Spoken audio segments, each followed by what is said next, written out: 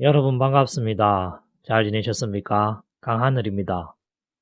오늘은 현천연설로도 불리우는 무친연설이 얼마나 계시록 말씀을 크게 왜곡하는 엉터리설인가에 대하여 여러분들과 나누어보는 시간을 가지겠습니다. 요즘 신천지에 빠진 사람들에게 올바른 계시록 해석을 전하며 올바른 길로 인도한답시고 무친연설, 현천연설로 신천지 교리를 비판하는 사람이 있는데요. 그런 행위는 한마디로 엄청난 거짓에 빠진 사람들을 그 엄청난 거짓에서 건져내기 위하여 또 다른 거짓을 주입시키고 가르치는 일입니다. 왜냐하면 무친연설, 즉 현천연설도 거짓이고 엄청난 엉터리설이기 때문입니다. 지금부터 그 현천연설이 왜 엉터리고 거짓인가에 대하여 여러분들께 설명해 드리겠습니다. 계시록의 말씀은 먼 미래에 나타나게 될 예수님의 재림 사건의 전후 근처에 일어나는 미래의 사람들이 육신의 삶으로 직접 겪는 가시적인 여러 특별한 사건들을 많이 다루는 이야기인데요. 그러나 현천연설이라고도 불리우는 무천연설은 계시록의 그런 많은 이야기가 미래에 발생하여 사람들이 겪는 많은 현실적인 예언적인 사건들을 이야기하고 있음을 부인하고 그런 계시록의 많은 예언적인 사건의 이야기를 그냥 계시록 문맥에도 크게 어긋나는 말장난 같은 억지 논리를 펴면서 이미 2000년 전 초림 때부터 성도들이 이미 진리 안에서 소유하고 가지고 있는 성도들의 모습의 상태로 치부해버리는 거짓된 해석을 한답니다. 쉽게 말해서 계시록에 그런 많은 예언적인 사건들을 다룬 이야기를 말장난 같은 논리로 심한 문맥 파괴를 일삼으면서 미래에 나타날 특별한 예언적인 사건이 아닌 이미 2000년 전부터 이미 성도들이 진리 안에서 소유하고 있었던 성도들의 보편적인 상태를 나타내는 내용으로 각색해버리는 설이 무친연설인 것이죠. 심지어는 계시록 19장 11절부터 18절의 예수님이 백마 타고 자신의 군대들을 이끌고 그동안 성도들과 신약교회를 박해하고 괴롭혔던 짐승과 거짓 선지자와 그 일당들을 작살내고 멸망시키려고 재림하시는 이야기까지 무천년주의자들은 그냥 이미 2000년 전 초림 때부터 있어 왔던 예수님과 예수님을 믿는 성도들의 서로의 관계를 설명하는 내용으로 각색하여 해석해버린답니다.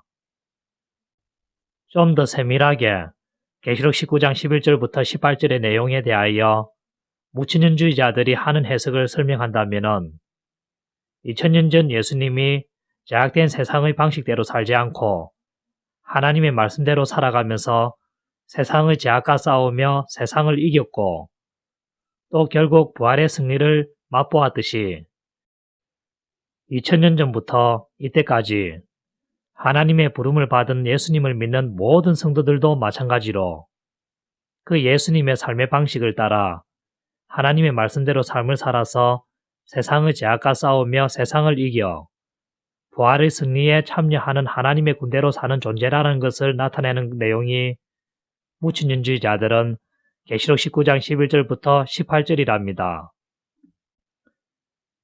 앞에서 설명한 내용과 같이 무천년주의자들은 계시록 19장 11절부터 18절까지의 내용을 그런 식으로 해석하는데 그들의 계시록 19장 11절의 백마 탄 예수님에 대한 내용과 계시록 19장 14절의 백마 탄 예수님을 뒤따르는 하늘의 군대에 대한 해석은 이러합니다. 먼저 11절의 백마 탄 예수님이 흰 세마포를 입은 군대들을 이끄시는 내용에 대한 해석은 부활의 승리를 가진 예수님은 친히 성도들에게 이미 그렇게 하나님의 진리대로 사는 삶을 살아 본을 보여주셨을 뿐만 아니라 성도들에게 그런 삶을 살도록 독려하며 인도하고 이끄는 성도들의 우두머리라는 뜻으로 해석하고 두 번째로 14절의 백마 탄 그 예수님을 따르는 흰 세마포를 입은 하늘의 군대의 내용에 대한 해석은 2000년 전부터 이때까지 예수님을 믿어 생겨난 성도들이 그 예수님의 삶을 본받아 하나님의 진리와 의의 길을 걸으며 세상의 제약과 싸워 나가는 예수님의 군대라는 뜻이다라고 해석한답니다. 즉 계시록 19장 11절부터 14절의 백마탄 예수님과 그를 따르는 하늘의 군대에 대한 내용을 먼 미래에 일어날 특별한 사건인 성도들을 박해하고 괴롭혔던 짐승과 그 일당들을 작살내기 위하여 나타나는 예수님의 재림의 사건으로 보는 것이 아니라 그냥 2000년 전부터 있었던 예수님과 성도의 관계로 해석하는 것이죠.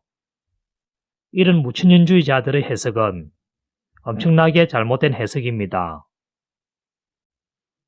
지금부터는 그 무천년주의자들의 해석의 문맥을 파괴하는 엄청난 모순을 살펴보겠습니다.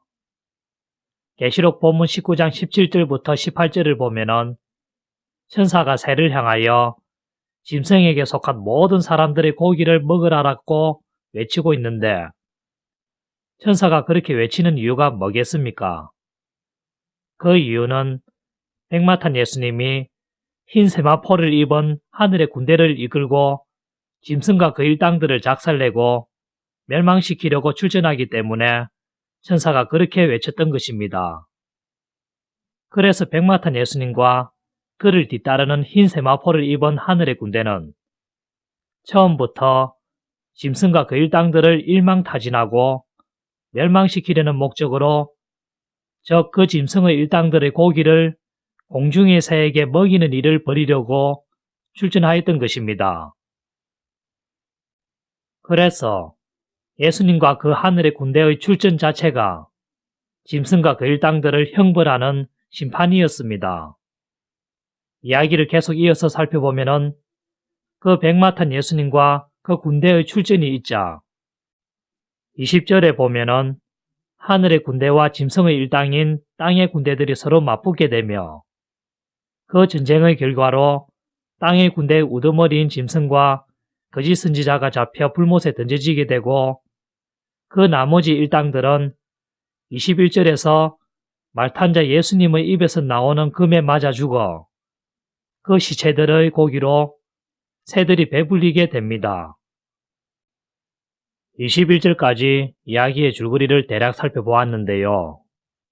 여러분, 처음부터 백마탄 예수님과 흰 세마포를 입은 하늘의 군대의 출현의 그 이유와 그 목적은 처음부터 짐승과 그 일당들을 일망타진하고 멸망시키려고 출현했음과 짐승과 그 일당들을 일망타진하고 멸하는 형벌과 심판을 위한 것이었음을 기억하십시오.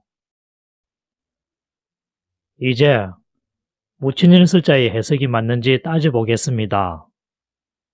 만약 계시록 19장 11절부터 18절의 백마탄 예수님과 그를 따르는 흰 세마포 입은 군대의 출현의 내용이 무천년설자의 주장대로 이미 2000년 전부터 있어온 악한 세상을 본받지 않고 세상의 죄악과 싸우는 하나님의 말씀과 진리의 길을 걷는 삶의 노선을 따르는 것을 표현한 이야기, 즉 예수님은 그런 삶의 본을 보여주셨으며 성도들에게도 그 길을 잘 걸을 수 있도록 독려하시고 성도들은 그 예수님의 본을 받아 따라 사는 존재라는 예수님과 성도의 관계에 대한 단순한 이야기라면은 어째서 계시록 19장 11절부터 21절 내용에서 백마탄 예수님과 그를 따르는 군대의 출현으로 말미암아 짐승과 그 일당들이 작살나고 멸망을 받는 일이 일어나게 될까요?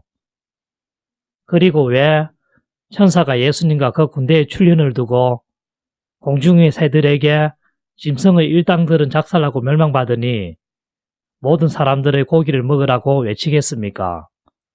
안 그렇습니까? 여러분, 계시록 19장 11절부터 18절의 백마탄 예수님이 흰 세마포 입은 하늘의 군대를 이끌고 출전하는 내용에 세상의 죄악과 싸우며 하나님의 진리를 따라 사는 삶을 위한 예수님과 성도의 관계이다라는 무천년설자의 해석을 대입하여 맞는지 틀렸는지 우리 한번 따져봅시다. 일단 문장에는 백마탄 예수님과 흰 세마포를 입은 군대의 출현으로 짐승과 그 일당들이 작살나고 일망타진되고 멸망을 받습니다. 또 짐승과 그 일당들을 멸망시키고 작살내기 위한 목적으로 백마탄 예수님과 그 하늘의 흰 세마포를 입은 군대들이 출전하는 것입니다. 여러분, 예수님이 세상의 죄악과 싸우며 하나님의 말씀을 따라 살아갔듯이 성도들도 마찬가지로 예수님의 삶을 본받아 세상의 죄악과 싸우며 하나님의 말씀대로 살아가는 일을 행하면은 세상의 권세자 짐승과 그 일당들이 멸망받고 작살나며 일망타진되는 일이 벌어진답니까?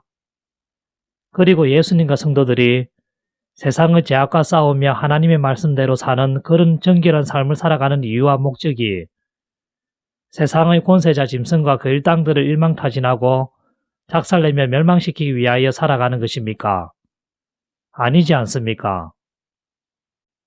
예수님이 하나님의 말씀대로 살아갔던 이유와 목적과 성도들이 그 예수님이 걸어가신 발자취를 따라 하나님의 말씀대로 정결하게 사는 이유와 목적은 짐승 같은 세상의 권세자와 그 일당들을 작살내거나 멸망시키려고 그렇게 사는 것이 아니거니와 또 성도들이 만약 그렇게 정결하게 예수님을 본받아 살아간다 하더라도 짐승이라는 세상의 권세자와 그 일당들을 작살내기는커녕 도리어 짐승이라는 세상의 권세자와 그 일당들에게 조롱과 박해를 받고 죽임을 당하는 일이 성도들에겐 일어나기 쉽습니다.